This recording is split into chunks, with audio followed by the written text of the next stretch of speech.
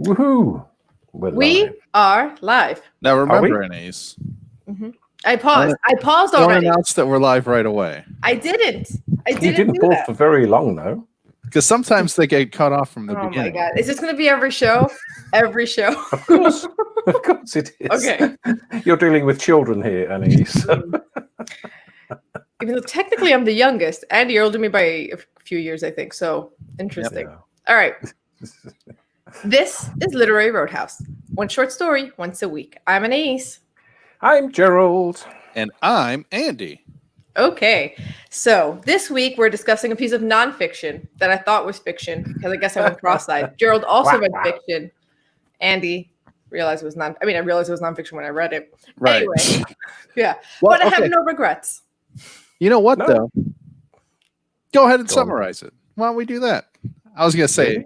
yeah. That it read like fiction to you. You said that in Slack. Yeah. Did it? Yeah. Oh, we Okay. did. So we read Chemical Bonds by Neema Avashia. I'm not sure. Avashia. Okay, That but one sounds right. yeah. In one my of those. heart. In my heart, yes. But so in the story, it starts with the narrator, who is named Neema because this is a work of nonfiction, talking about her father. Who could get that wrong? Her parents immigrated to the United States from India. She was born in the Whoa, United whoa, States. whoa, whoa. Okay. You got it. Yeah. I'm just saying, we had some discussion about immigrating and emigrating. Yeah. Her parents immigrated from India. No, they emigrated from India. Emigrated from India, yes. They immigrated to the migrated United to- States. Immigrated They to, didn't yes. immigrate. They migrated Anyway, to. can I get the summary? All right. Yeah, sure. Yes. Sorry. She was born in the U.S. So her father, he works with chemicals. When he was in India, she tells the story of he was doing a medicine rotation in a rural village, and there was an issue with rabid dogs. So he put out arsenic in milk in bowls for the dogs to drink and die, so that because people were getting infected with rabies, and that's how he solved that problem. And she talks about the ethics of place. Like here, you're making an ethical equation on humans' lives versus animal lives. What is the solution you have on hand, and that is what you do for the greater good. Okay, so she's like sets up what his ethos are and his morality.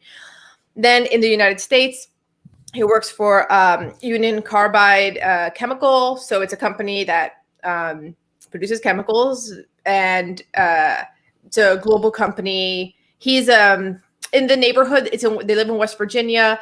He's someone who everyone has come to rely on for different things. He does physical exams for kids in the town whose parents don't want to pay for the primary care physician. He, vaccines everyone in town and things like that as well against the flu. But he's very much a company man. There is a horrible. This is all I keep talking about like it's fiction, but it's not. So in Bhopal, in India, Union Carbide had a major gas leak, and thousands of people were afflicted. Many of them died. Some of them had permanent injuries like blindness.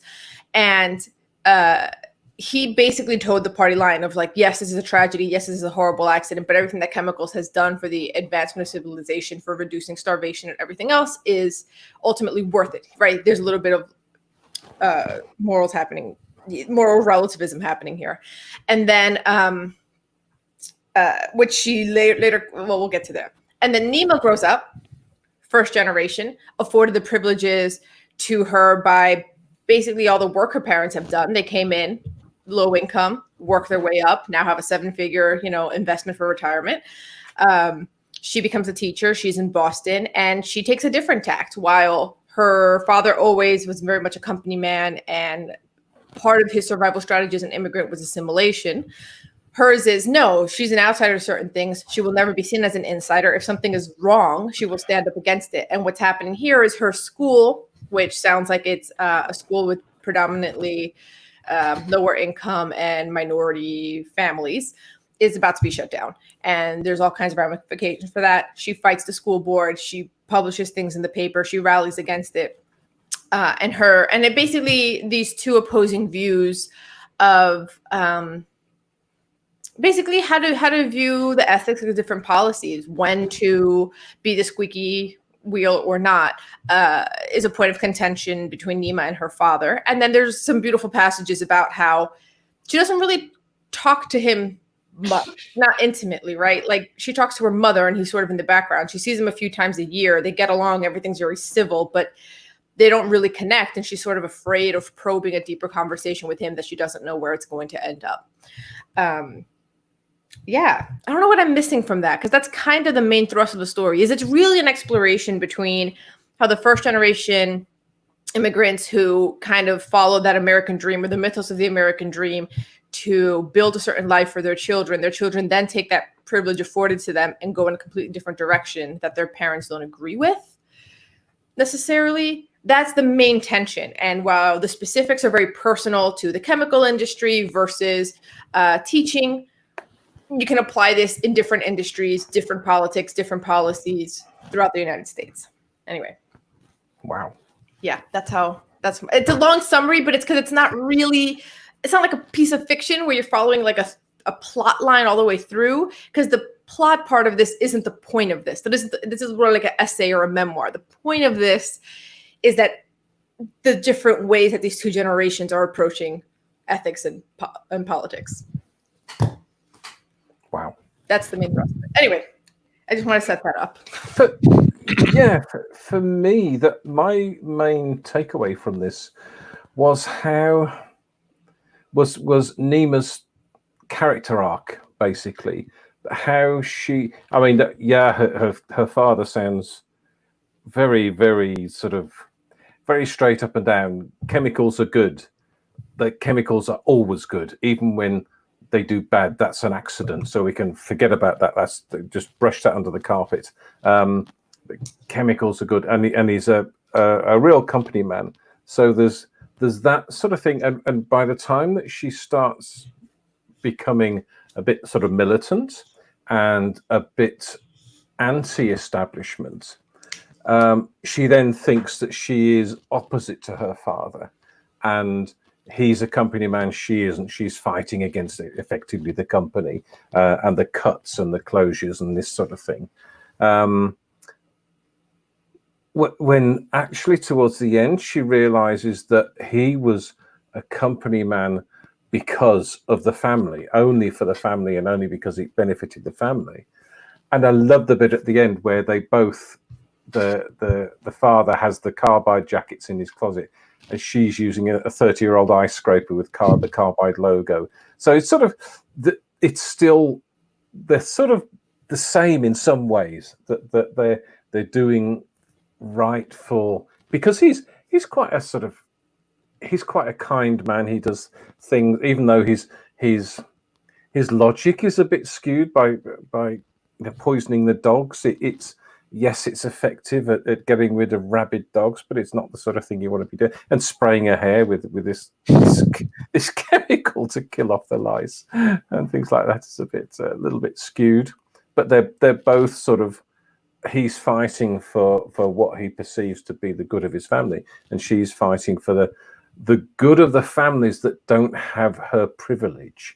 And I think that's a key thing, that she recognizes that she now has a privilege because of what her father has done, and she recognizes that and then wants to protect the people that don't have that privilege. There's a lot in this story, I think, in this piece.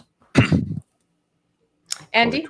Yeah. Well, so first when I was reading it, and when I assumed it was a work of fiction, I was kind of on my back foot the whole time, being like, okay, and then it's gonna something. No, this is an actual newspaper clipping. Okay, this is not a story. I kept waiting for it to turn into a story, because we've certainly read fictional stories that seem very memoir-like, but are fictionalized or go off in a direction. So my first reading of it was very skewed by that. But right, when you look at it as what it is, the thing that really kind of grasped me was how the different, her ethics and her father's ethics produce different results, but they come from the same place, right? They're both the ethics about the community and the family, like how and how her father best serves his community and his family ended up being differently from how she could, but she can do it only because her father had built generational wealth and had given her financial stability. So, right, she's in this weird position where she's like, yeah, I think this is the right thing to do, but of course I can only do that because my father did the thing that I would now think is the wrong thing to do, but he couldn't do that thing that was the right thing to do. He had to do the wrong thing first. And the mental gymnastics that goes along with that to live with himself. Right. Because he is fundamentally a good, kind person, right? Right. So he can't think he's doing the wrong thing on purpose. He has to say, well, okay, if this is the thing I have to do, then this must be the right thing. It's like, I guess chemicals are awesome. Like that's. And it's one of those things where he's not wrong on some of the facts. He's wrong on the solutions. You know what I mean? Where it's just, you know what I mean? Where he's not wrong that these chemicals have allowed for these things. However, when an accident happens, when you realize, oh, this chemical we thought was harmless to humans or the environment or whatever, we didn't realize all the other negative externalities of using it in this way.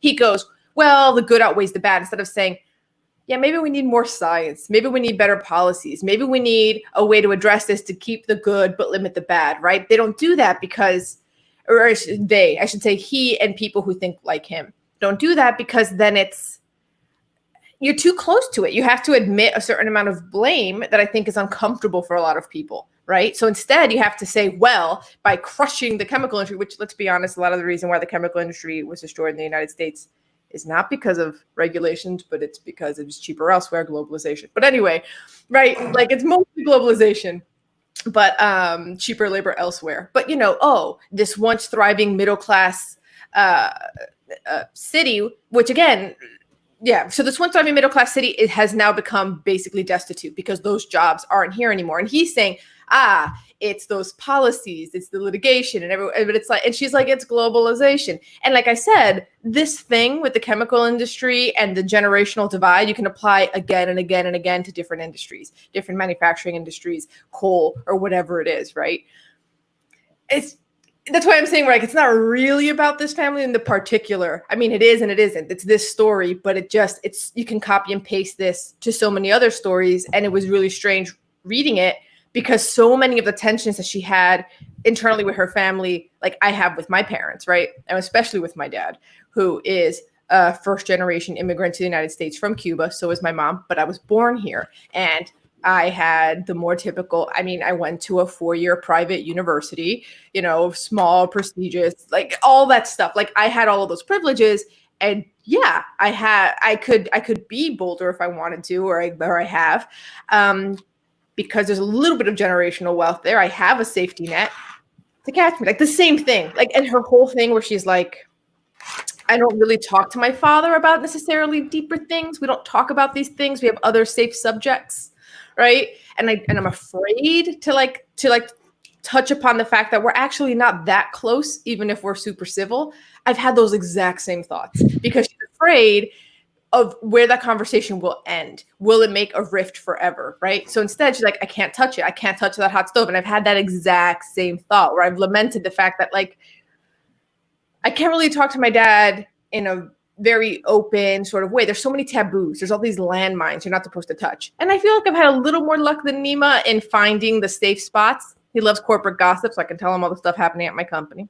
Great, right? And then, like, you guys know that we started playing as a family Dungeons and Dragons because a bunch of nerds. So it's a safe subject, right? So what my brothers and I have very intentionally found non-taboo things we can do with my parents, so it isn't always so fraught. Because she thinks about how I see him twice a year and he's gonna die because he's old, right? That's the literal conversation my brothers and I had. We're like, they're gonna die, so we need to like find those safe spots. But anyway, just that whole thing was like somebody just like telling something that I experienced very personally. Yeah, so weird. I think it's quite interesting, and there's also a generational thing where people of, and I say that age, although I'm probably actually older than your father, thinking about it, that they find it difficult to be open-minded about things and to accept that things that they hold dear as being right can actually not be right now, And I know, but my brother, who's one of my brothers, who's 7 years older than me, is very much a sort of these are the rules according to Alan. It's this is this, that is that, and if you don't agree with them, you're wrong.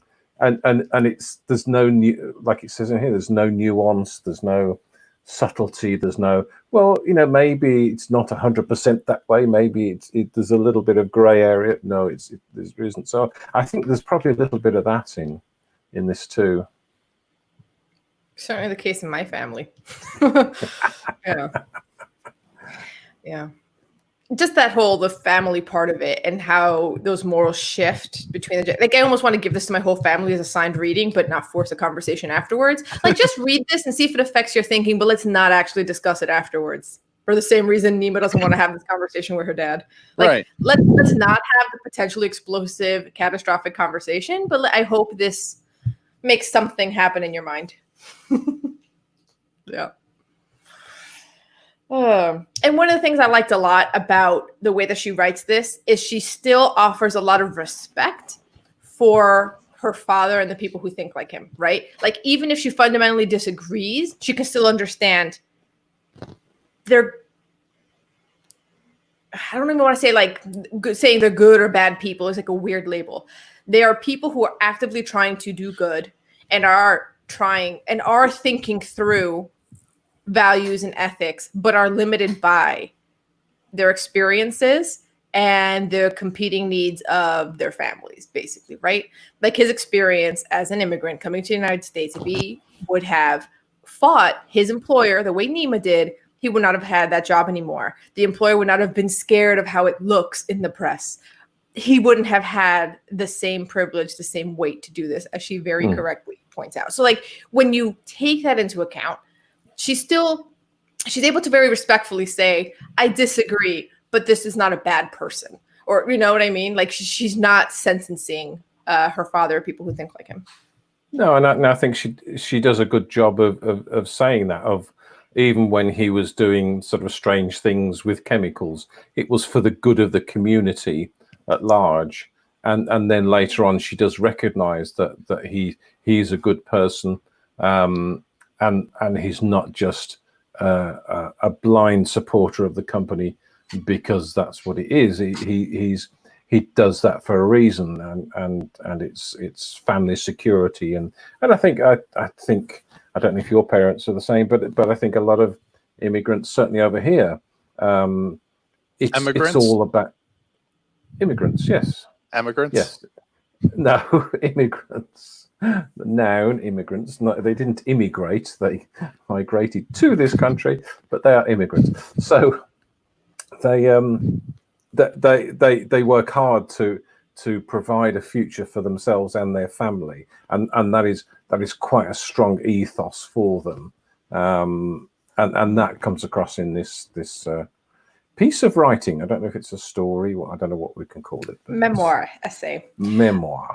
Yeah, and and to that point, I sort of have 2 points about that. One, it is for the family, and also I think part of it is, I certainly see this in my parents. I don't know if I can apply this to Neema's parents without knowing them, but there was a sense of, if you toe the party line of the people in power, if you assume that whiteness, if you assume those policies, then you can become an insider. And Neema touches on that in the story. She thinks if you behave a certain way, you can become an insider. And she's like, that's not actually possible. They will never see you as an insider. This is a literal thing that I think about my parents all the time. It's they think they can sort of sneak it, not sneak in, but just if I do the things that the people in power do and say, and support that, they will see me as one of them. And me saying they will never fully see you as one of them, even if they appreciate your votes, right?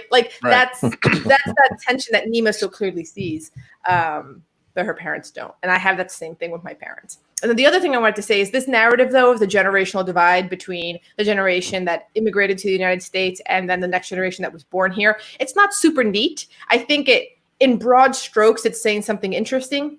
But of course, there's plenty of people born to privilege, even if they are the children of immigrants, who then grow up not breaking from that ideology that was instilled in them by their parents and doing everything they can to protect that privilege that they just won. It's not like everyone suddenly becomes a bleeding heart activist liberal like Neema did. Some people actually, some of that first generation will then say, hey, I have this privilege, this generational wealth, I'm going to hang on to it forever with my politics. And you also have people who come in as an immigrant family who comes and sees the injustices and is bold enough to fight and do activist activities. And, so it's not super neat. Of course, there's exceptions to the rule, but in broad strokes, I think it's helpful to think of things this way.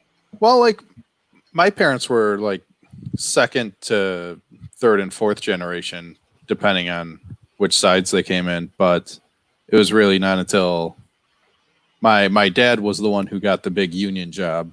And also, I think my computer froze. Can you guys still hear me? Yeah. Hear you. Yep. Okay, good. I'll keep talking.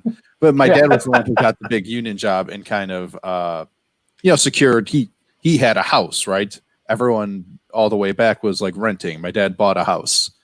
And so I was the first one to go to college. So, and I see those same dynamics at play, right? He's, chose the company line, tries to associate with, I was very, very conservative, right wing. This is the way things are done. And I'm like, well, but it's from the same place. He wants what's best for his family. Yeah. I missed Lisa Simpson's comment. Yeah, I can put it up again as you were talking. Yeah. And also, a viewer commented this is the only piece of nonfiction encouraged by Literary Roadhouse. Yeah, by accident. Yes. But this has happened a few times before where we've accidentally read a memoir that we thought was fiction because we misread a label somewhere. But typically we don't regret it. I don't regret this one. I think it's an interesting conversation. And I think it has enough story elements in it to draw things from it. It's not just this happened, then that happened, then that happened. She does pick out attitudes and characterizations which I think would also work in a fictionalized story. So I think this, in this particular case, I think it's a really good thing to discuss. Mm. And when I still thought it was fiction, when I first started reading it, the opening of her father on a medicine rotation in rural India felt so fictionalized, and I thought the story was going to go in a completely different direction. So my initial notes are like, such an interesting way to think of the moral trade-offs of chemicals intended to poison some, but not others, particularly thinking about animal lives, right? Like poisoning dogs for the good of human lives, blah, blah, blah. Like, oh, I thought it was going to be about that, right? Or I like how the story's opening prompted me to think about my own moral lines between animal lives and human lives. Like, I thought it was going to be that. Nope, it was not that. But I still kind of want to have that conversation just because it's kind of interesting. Because, Gerald, when I mentioned the part in the summary about the father poisoning dogs who were infecting people with rabies, you had like a sort of reaction, right? Can we dig into that reaction? Yeah, but it's kind of a sort of sledgehammer to crack a walnut type of thing. It's and I used to know someone who used to work in the chemical industry who would bring back stuff from his work to clear the weeds in his garden, and it's like the most evil, vicious poison ever, and he would just throw it down. We said, well, it's fine, there's no problems with it. And I just thought, well, actually, morally, you shouldn't be putting this stuff on the ground. You shouldn't be poisoning the ground to get rid of a few weeds. So yeah, that sort of way of dealing with the issue was effective, but I just think it sort of showed how he thinks, chemicals are, he sees no, even take away the sort of his attitude towards the company, he sees no problem with chemicals per se. They do, it was like a blind spot for the moral issues of using poisonous substances and the effect that they might have on the human population. Yeah. But that's where she talks about the ethics of place, because The whole sledgehammer walnut thing you said is so true. There's a part of me that's like, surely there's got to be a better way to deal with these dogs. There's got to be some sort of animal control that can like round them up, get rid of them somehow. Like, there's got to be some better way to deal with it. But you think about just like, what are the access to resources that this rural village in India has? They don't have an animal control unit. They don't like, what are the actual resources they have to deal with this? Which I think comes down to the ethics of place. Given their options, this was kind of the only option he had, even if it seemed really brutish, right? It kind of made me think of the Harambe thing from 2016, which is very interesting because there's that meme on the internet, how like all of our current political discourse and divide started as a domino effect with Harambe. Have you seen those memes, Andy? No. Oh yeah. So basically it's like one of those like domino effects. And then it was like the first thing is Harambe, and then the last thing is like the latest crisis. So like one, it's like I think the latest one I saw was like mask wearing during a pandemic is a political issue, right? So it was like starts with Harambe, it's a domino effect to this now, right? And then it's always changing what the end point is as we progress further like this. I don't know what Harambe is. Gerald, so it was in the Cincinnati Zoo, I believe. A toddler, a 3-year-old, got into the gorilla enclosure, and Harambe, the gorilla, started approaching the child, and it looked like he might have hurt him or whatever. Before that could happen, zookeepers at the zoo shot Harambe and killed him. This caused a major uproar. People who were saying, you should not have killed the gorilla. That's horrible. Other people saying, of course you killed the gorilla. The child's life was in danger, right? And they're like, well, how come they didn't use tranquilizers? I'm sure they would have. Like it's not like zoo people love killing the animals that they care for every day. Like the zoo people was like, this is finally my chance to shoot Harambe. Right? He's been waiting for this moment for years. Yeah, he's been waiting for. He was just waiting for a toddler to get in there. To be fair, what they never discussed was like Harambe was kind of an asshole. Right. So, but it became this huge political debate. And then it's just funny. I don't know. It made me think of how this story starts with dogs' lives versus human lives in a rural village in India, ends with politics at their most extreme, in Boston, right? And then in real life, we have those memes that start with Harambe and lead to everything now, which it was interesting. I was just reading that comment from Lisa Simpson Rules about people traveling to Western countries and not wanting to know about the rules. I don't think that is the case generally. I think sometimes I think early adopters, early migrants would sort of fit in and want to fit in, but I think as their population expands, and I think a lot depends on the relationship between the indigenous population and the immigrants. So if the immigrants are made to feel unwelcome, and we've seen it in our country with centuries ago, Irish coming over here. In fact, most immigrants are made to feel unwelcome. So as a sort of natural extension of that, the migrants will band together, and then it starts becoming a them and us situation. So it is quite difficult, and it's not. I know a lot of people say, well, people should just assimilate to the country that they've moved to, and I don't think it's that simple. And certainly in history, British haven't assimilated into the various countries they've been wandering into. Tell me more about the British wanders.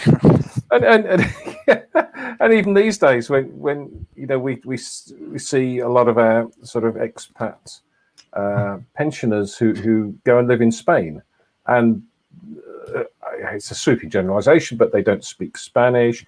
They have British bars and the big British breakfast cafe and things like that, and so they're setting up little enclaves in Spain on the Costa del whatever.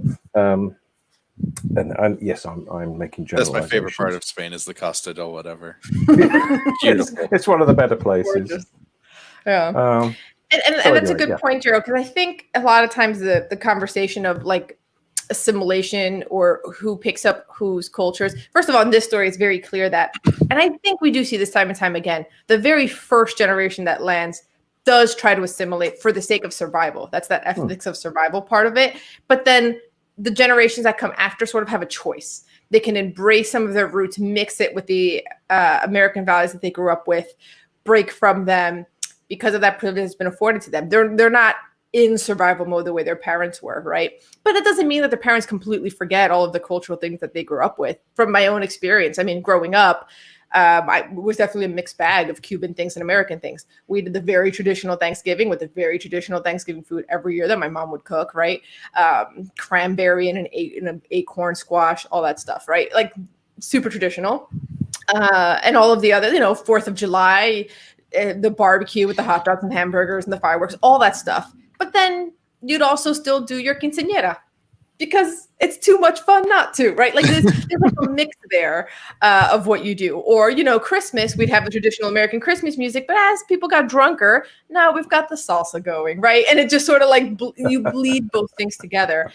But because I lived in Costa Rica for 7 years, there was plenty of expats from different countries from the Western world. There was, a lot of Americans, Canadians, Dutch, surprisingly British, who, would also like do some of the Costa Rican things because they were fun. But then like the British embassy would throw the Queen's birthday party thing at like a vineyard every year, and you had to like pay to go to it. And it was so British. The Dutch had a thing as well. The Americans did a 4th of July thing at a brewery.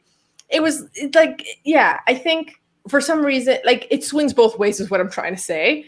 And I don't think that's where the problems start. The problems start, I think, with the politics, the way that Neema has identified here.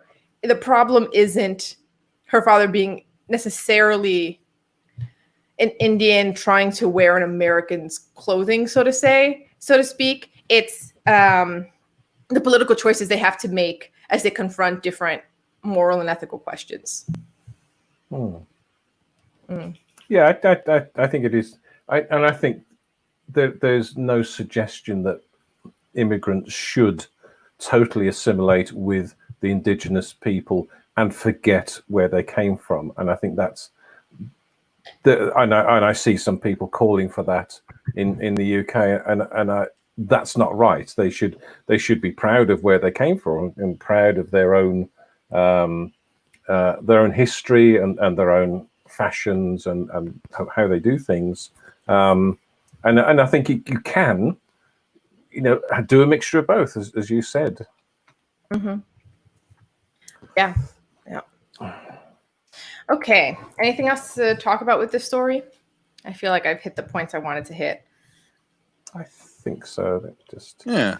Well, just Gerald's mentioned a couple times about integrating with the indigenous people, and I'd just like to point out that in America, there are actually indigenous people who are not who anyone was trying to assimilate with.